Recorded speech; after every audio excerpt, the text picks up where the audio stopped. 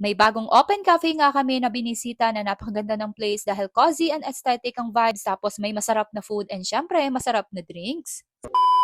For today's vlog, pagkatapos nga naming mag-grocery, papunta na nga kami dito sa bagong bukas na cafe na nadaanan namin. Ito nga ang 1117 Cafe na matatagpuan sa 117 Bagong Bayan, Bulacan, Bulacan. Open nga sila dito Tuesday to Sunday from 4 p.m. up to 9:45 p.m. As you can see, napaka-instagrammable, aesthetic and cozy naman talaga ng kanilang cafe. Free wifi na nga rin dito, kaya perfect place talaga ito for your coffee and chill time. For their menu, they have different choices for coffee, non-coffee, fruit soda, and frappe. They also have rice meals, snacks, cakes, and pasta. Gusto lang din talaga namin ni boss na mag-chill kaya sinubukan namin yung kanilang coffee. Bago sa pandinig itong Irish cream latte kaya eto nga yung in-order ko. Spanish latte naman para kay boss. For non-coffee, sinubukan naman ni Ate Carmela itong icy mango. Nugget silog naman ang in-order namin para kay Gael. For their snacks, we tried this bacon and cheese sandwich and house fries na cheese flavor. I like the presentation, lalo na nga itong kanilang cups na meron pang nakalagay na hocus pocus, I need coffee to focus, na ang cute lang din talagang tignan. Comforting naman ang kanilang sandwich, feeling ko tuloy nasa bahay lang ako. Homemade din itong kanilang nuggets at perfect din ang lasa kaya nagustuhan din ito ni Gael. Okay din yung crispiness and servings nitong kanilang fries. Masarap din ang lasa nitong icy mango nila and syempre yung coffee na in-order ko na hindi ko na-videohan. Mabilis lang din yung pagsaserve ng food and excellence ang kanilang customer service. Overall experience ay nagustuhan at nag-enjoy din kami sa pagstay namin dito sa kanilang cafe. And for sure na isa rin ito sa aming babalik-balikan. Kaya kung naghanap kayo ng place to relax habang kumakain at umiinom ng kape with your friends and family o kaya ay gusto mo lang ng me time, try nyo na rin dito sa 1117 Cafe. Yun lang, thanks for watching.